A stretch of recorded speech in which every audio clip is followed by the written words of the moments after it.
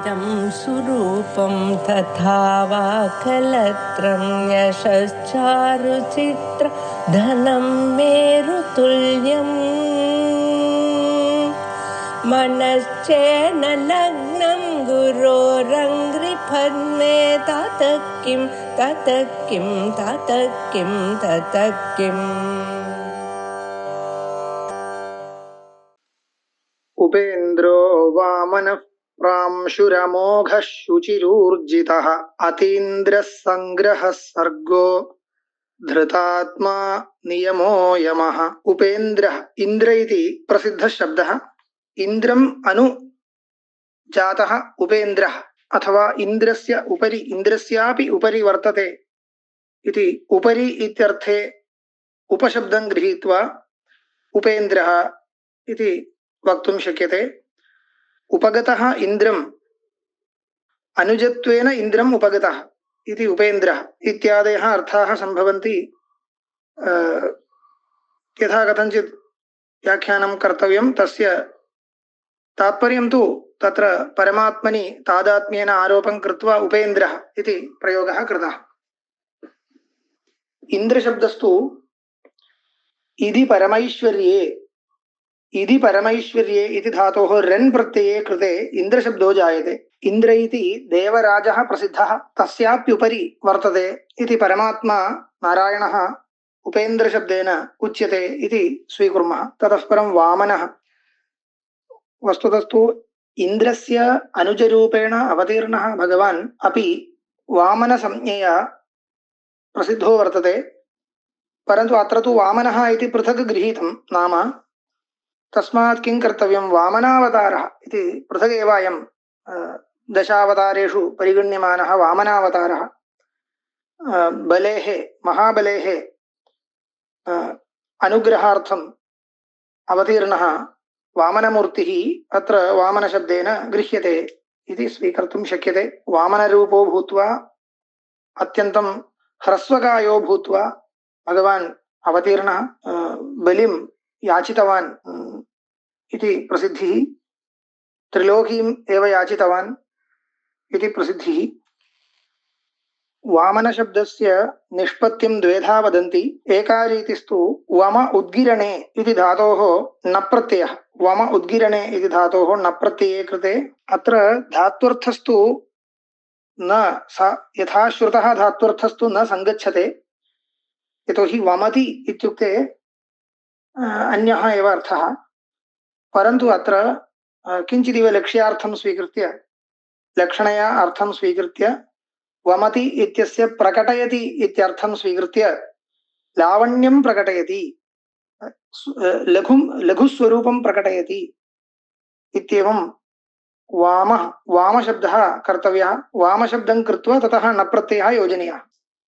वामशब्दात् न प्रत्ययः योजनीयः। वामशब्दस्य सुन्दरः इत्यर्थः, ह्रस्वः इति वा अर्थः।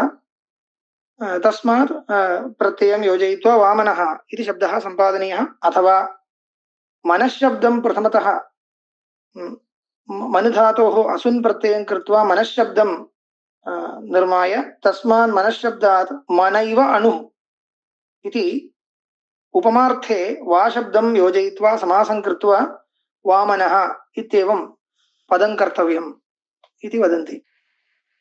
ततः परं प्रांशुः इति प्रांशु प्र इति उपसर्गः। ततः अंशुशब्दः। अंशुशब्दस्य रश्मिः इत्यर्थः। अश्नुते व्याप्नोति अशुधातुः अश्नुते दिशो व्याप्नोति सर्वासु दिक्षु व्याप्नोति इति अंशुः।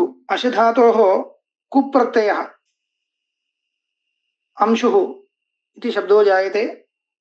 प्रकृष्टः अंशुः अस्य वर्तते इति प्रांशुः। प्रकृष्टः अंशुः अस्य वर्तते इति प्रांशुः। उकारान्त शब्दः लभ्यते। अत्यंत तेजस्वी इत्येवं अर्थः लभ्यते। एवं भगवतः स्तुतिः सम्भवति। प्रांशवे नमः इति प्रयोक्तव्यं। तदनन्तरम् अमोघः इति पूर्वमेव निष्पादितं। मोघशब्दस्य निष्फलमित्यर्थः। मुहधातोः घञ् प्रत्ययान्त शब्दः मोघः इति अधिकरणार्थे घञ् तत्र कुत्वे कृते मोघः इति शब्दो भवति। नास्ति मोघं यस्य सः अमोघः। यस्य तु व्यर्थं किमपि नास्ति, व्यर्थं कार्यं व्यर्थं चेष्टितं यस्य नैव वर्तते भगवतः स भगवान् अमोघः इत्युच्यते। अमोघाय नमः। ततः परं शुचिः शोधनार्थकः शुच धातुः, ततः इन् प्रत्ययः शुचिः भक्तानाम् अंतःकरणं शोधयति इति भगवान् शुचिरिति व्याख्यातुं शक्यते। शुचये नमः इति प्रयोक्तव्यम्। ऊर्जितः ऊर्जितः इत्यत्र ऊर्ज धातुः ऊर्जबलप्राणनयोः इति उपदेशः वर्तते। बलम् इत्यर्थे प्राणनम् इत्यर्थे च ऊर्ज धातुः वर्तते। तस्मात् ऊर्ज धातोः कर्तृर्थे कृतप्रत्यये कृते ऊर्जितः बलं करोति, प्रकर्षेण बलं करोति अथवा प्राणनं करोति इत्येवम् अस्माकं बलदायकः भगवान्, प्राणदायकः भगवान् इत्येवम् अर्थे ऊर्जितः ऊर्जं करोति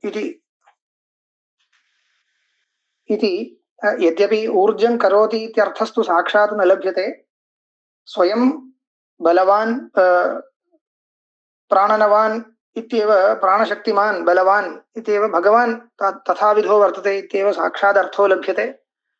किञ्चिदिव लक्षणावृत्तिं स्वीकृत्य अस्माकमपि तादृशं बलं ददाति इत्यर्थः उपचारम् आदाय वक्तव्यः, अथवा यथाश्रुतार्थं स्वीकृत्यापि योजयितुं शक्यते। प्रकृष्टबलशाली भगवान् इत्यर्थे ऊर्जितः इति नाम प्रयोक्तव्यम्। ऊर्जिताय नमः। अतीन्द्रः अतीन्द्रः इन्द्रम् अतिक्रान्तः अतीन्द्रः इन्द्रमपि अतिक्रम्य वर्तते इति अतीन्द्रः।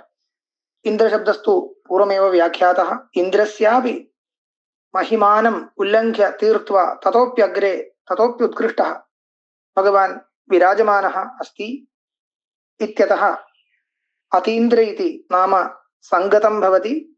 अतीन्द्राय नमः इति प्रयोक्तव्यम्। ततः परं संग्रहः संग्रहः सर्वं संहरति संगृह्णाति इति सम् उपसर्गपूर्वकात् ग्रह धातोः अच् प्रत्यये कृते संग्रहः इति लभ्यते। प्रलयकाले सर्वं जगत् संगृह्णाति सूक्ष्मरूपेण स्वस्मिन् प्रविलापयति भगवान् इत्यभिप्रायेण संग्रहः इति शब्दः। संग्रहाय नमः। सर्गः सृज धातोः कर्मणि घञि प्रत्यये सर्गः इति रूपं। सृज धातोः सृष्टिः अर्थः। अत्र भगवान् सृज्यः स्वात्मानमेव प्रपञ्चरूपेण प्रकाशयति इति वेदान्तेषु वर्तते।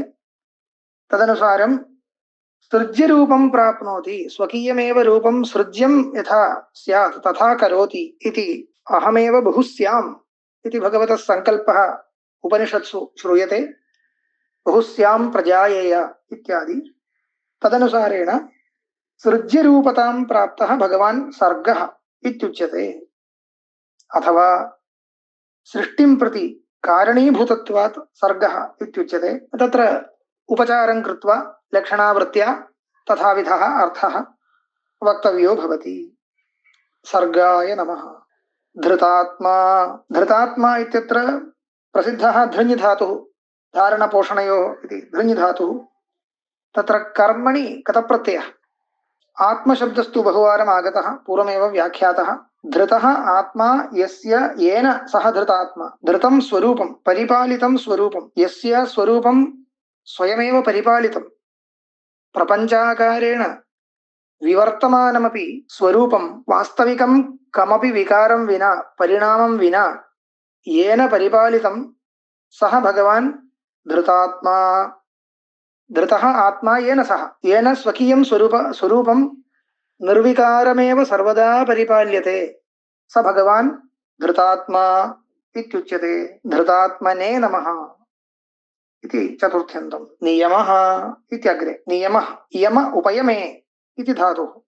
यम धातुः नि उपसर्गपूर्वकः यमधातुः नियमः यमधातोः अच् प्रत्ययः यमः इति शब्दो लभ्यते सर्वान् नियमयति इति नियमः प्रजाः सर्वाः स्वस्वकर्मफलानुसारेण सुखं वा दुःखं वा दत्वा तत्र नियमयति भगवान् जगत्परिपालयति इत्यर्थे नियमः इति पदं वक्तव्यं नियमाय नमः इति चतुर्थ्यन्तं प्रयोक्तव्यम् ततः परं यमः यमः इत्यत्र यमधातुः ततः अच् प्रत्ययः यमाय नमः तत्रापि अर्थस्तु समानः शब्दाल् लभ्यते तस्मात् किञ्चिदिव अर्थभेदं कृत्वा व्याख्यानं कर्तव्यं पौनरुक्त्यं वारयितुं तच्च कथं कर्तव्यम् इत्युक्ते बाह्यान् पदार्थान् सम्यक् नियमयति इति कृत्वा